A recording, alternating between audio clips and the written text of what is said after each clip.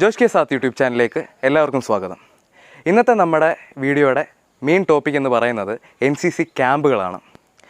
എല്ലാ NCC കേഡറ്റ്സും പ്രധാനമായിട്ടും അതുപോലെ തന്നെ നിർബന്ധമായിട്ടും പങ്കെടുക്കേണ്ട ഒരു ആക്ടിവിറ്റിയാണ് NCC ക്യാമ്പ്സ്. അതുകൊണ്ട് എല്ലാവരും ശ്രദ്ധിച്ച് കണ്ടും കേട്ടും ഇരിക്കുക. കാര്യം ഇന്നത്തെ വിഷയം വളരെ ഇമ്പോർട്ടൻ്റ് ആണ്. വീഡിയോയിൽ മുന്നോട്ട് പോകുന്നതിനായിട്ട് അതിനു മുമ്പേ ചാനൽ സബ്സ്ക്രൈബ് ചെയ്യാത്തവർ സബ്സ്ക്രൈബ് ചെയ്യുക. NCC ക്യാമ്പുകൾ രണ്ട് തരമായിട്ടാണ് ക്ലാസിഫൈ ചെയ്തിരിക്കുന്നത്. ഒന്ന് സ്റ്റേറ്റ് ഓർഗനൈസ്ഡ് ക്യാമ്പും പിന്നെ രണ്ടാമത് സെൻട്രലി ഓർഗനൈസ്ഡ് ക്യാമ്പും. NCCയുടെ വിവിധ തരങ്ങളുള്ള ക്യാമ്പ് പറയുന്നതിന് മുന്നായിട്ട് നമ്മൾ ക്യാമ്പ് എന്താണെന്ന് അറിയണം. എന്തിനാണ് ക്യാമ്പ് എന്ന് അറിയണം. ക്യാമ്പ് എന്ന് വെച്ചാൽ physical manifestation of institutional training.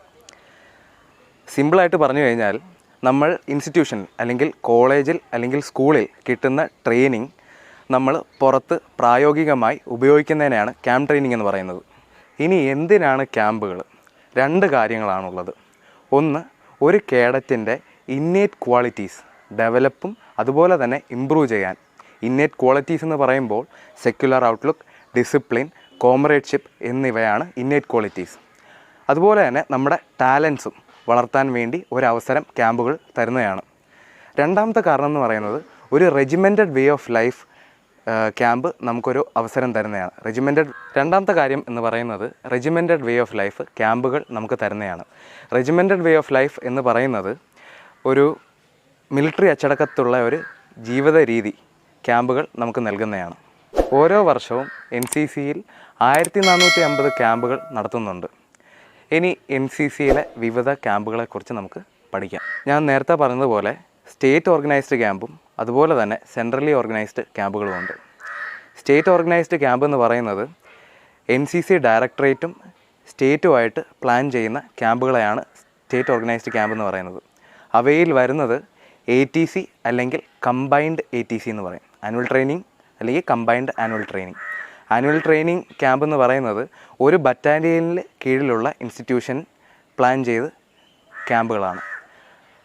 CATC എന്ന് പറയുന്നത് ഒരു ഗ്രൂപ്പിൻ്റെ അടിയിലുള്ള ഇൻസ്റ്റിറ്റ്യൂഷൻ ഒരുമിച്ച് വന്ന് ക്യാമ്പ് ചെയ്യുന്നതിനെയാണ് കമ്പൈൻഡ് ആനുവൽ ട്രെയിനിങ് ക്യാമ്പ് എന്ന് പറയുന്നത്. ആ ക്യാമ്പുകളെ സപ്പോർട്ട് ചെയ്യാൻ വേണ്ടിയിട്ട് ANO, PI സ്റ്റാഫ് അതുപോലെ തന്നെ കമാൻഡിങ് ഓഫീസേഴ്സ് ഉണ്ടാകുന്നതാണ്. അടുത്തത് സെൻട്രലി ഓർഗനൈസ്ഡ് ക്യാമ്പുകൾ. NCC ഡയറക്ടറേറ്റും പിന്നെ അതുപോലെ തന്നെ സ്റ്റേറ്റ് ഡയറക്ടറേറ്റുമായിട്ട് പ്ലാൻ ചെയ്ത് നടത്തുന്നതാണ് സെൻട്രലി ഓർഗനൈസ്ഡ് ക്യാമ്പുകൾ എന്ന് പറയുന്നത്. അതിൻ്റെ കീഴിൽ വരുന്നതാണ് NIC അല്ലെങ്കിൽ special NIC, national integration camp. ഇപ്പോൾ ഇത് അറിയപ്പെടുന്നത് ഏക് ഭാരത് ശ്രേഷ്ഠ ഭാരത് എന്നാണ്. ഒരു വർഷത്തിൽ 37 NIC നടത്തുന്നുണ്ട്. പിന്നെ അടുത്തതായി വരുന്നതാണ് ലീഡർഷിപ്പ് ക്യാമ്പ്.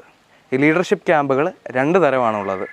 ബേസിക് ലീഡർഷിപ്പ് ക്യാമ്പും അഡ്വാൻസ്ഡ് ലീഡർഷിപ്പ് ക്യാമ്പും. പിന്നെ വരുന്നതാണ് TSC അല്ലെങ്കിൽ തൽസൈനിക് ക്യാമ്പ്. ശരിക്കും പറഞ്ഞാൽ ഒരു വർഷത്തിൽ 2 TSC ആണ് നടത്തുന്നത്. ഒന്ന് ജൂനിയർ വിങ്ങിനും പിന്നെ ഒരെണ്ണം സീനിയർ വിങ്ങിനും. അടുത്തത് വായു സൈനിക് ക്യാമ്പ്, എയർഫോഴ്സ് കേഡറ്റ്സിന് വേണ്ടി കൊടുക്കുന്നതാണ്. പിന്നെ നൗ സൈനിക് ക്യാമ്പ്, നേവൽ കേഡറ്റ്സിന് കൊടുക്കുന്നതാണ്. പിന്നെ വരുന്നതാണ് റോക്ക് ക്ലൈംബിംഗ് ക്യാമ്പ്. വളരെ ചുരുക്കം നടത്തുന്ന ക്യാമ്പുകളാണ്. ഏതാണ്ട് 1080 കേഡറ്റ്സോളം ഇതിനകത്ത് പങ്കെടുക്കുന്നുണ്ട്. പിന്നെ ഏറ്റവും ഇമ്പോർട്ടൻ്റ് ആയിട്ടുള്ളൊരു ക്യാമ്പാണ് RDC അല്ലെങ്കിൽ republic day camp. Republic day ക്യാമ്പിൽ ഏകദേശം 3000 കേഡറ്റ്സോളം പങ്കെടുക്കുന്നുണ്ട്. RDCയെ അറിയപ്പെടുന്നത് മിനി ഇന്ത്യ എന്നാണ്. RDCയിൽ മെയിനായിട്ട് വരുന്ന ഈവൻസാണ് prime minister's rally, Rajpath, cultural events.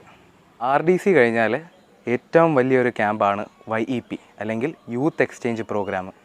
ഇതിൻ്റെ മെയിൻ എലിജിബിലിറ്റി എന്ന് പറയുന്നത് RDC തന്നെയാണ്. RDC കഴിഞ്ഞ് ഇൻ്റർവ്യൂവും എക്സാമിനേഷനും ഒക്കെ എഴുതണം. ആകെ 100 കേഡറ്റ്സിനെ ഈ ക്യാമ്പിന് പോകാനുള്ള ഒരു അർഹതയുള്ളൂ. അടുത്തൊരു ബോണസായിട്ട് അറ്റാച്ച്മെൻറ്റ് ട്രെയിനിങ് ഉണ്ട്.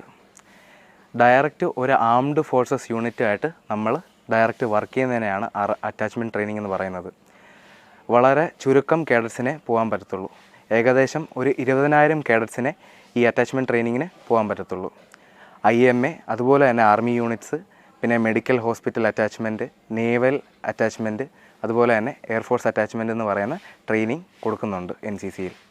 ഇതുകൂടാതെ തന്നെ അഡ്വഞ്ചർ ബേസ്ഡ് ക്യാമ്പുകളും അതുപോലെ സ്പോർട്സ് ബേസ്ഡ് ക്യാമ്പുകളും ഉണ്ട്. അഡ്വഞ്ചർ ബേസ്ഡ് ക്യാമ്പുകളിനകത്ത് വരുന്നതാണ് മൗണ്ടനിയറിങ്, ട്രെക്കിങ് ഇവയൊക്കെ. പിന്നെ സ്പോർട്സിനകത്ത് വരുന്നതാണ് ഇതുപോലെ ഫുട്ബോൾ സെലക്ഷന്, പിന്നെ മൗലങ്കാർ, ഇതൊക്കെ സ്പോർട്സ് ബേസിനകത്ത് വരുന്നതാണ്. ഈ ഒരു വീഡിയോ പുതിയതായി NCCയിൽ എൻറോൾ ചെയ്ത കേഡറ്റ്സിന് വേണ്ടിയിട്ടാണ്. ഒരു ചെറിയൊരു ബേസ് വീഡിയോ ആണ്. ഇതിൽ കൂടുതൽ ക്യാമ്പുകളുണ്ട്. അവയൊക്കെ അഡ്വാൻസ് ആയിട്ട് ഇനി വരുന്ന വീഡിയോസിൽ നമ്മൾ പറയുന്നതാണ്. കഴിഞ്ഞ വീഡിയോ, അതായത് സെല്യൂട്ട് ക്ലാസ്സിൻ്റെ അടുത്ത ഭാഗം കുറച്ച് ഡിലേ ആണ്. അത് വരും ദിവസങ്ങളിൽ നമ്മൾ അപ്ലോഡ് ചെയ്യുന്നതായിരിക്കും. വീഡിയോയിലായിട്ട് കിടക്കുന്നതിന് മുന്നേ ആയിട്ട് നിങ്ങൾ ഈ ചാനലിൽ ഫസ്റ്റ് വ്യൂവർ ആണെങ്കിൽ സബ്സ്ക്രൈബ് ചെയ്യുക. നിങ്ങളുടെ NCC റിലേറ്റഡ് ആശയങ്ങളും സംശയങ്ങളും താഴെ കമൻറ്റ് ബോക്സിൽ രേഖപ്പെടുത്തുക. അടുത്ത വീഡിയോയിൽ വീണ്ടും കാണാം. ജയ് ഹിന്ദ്.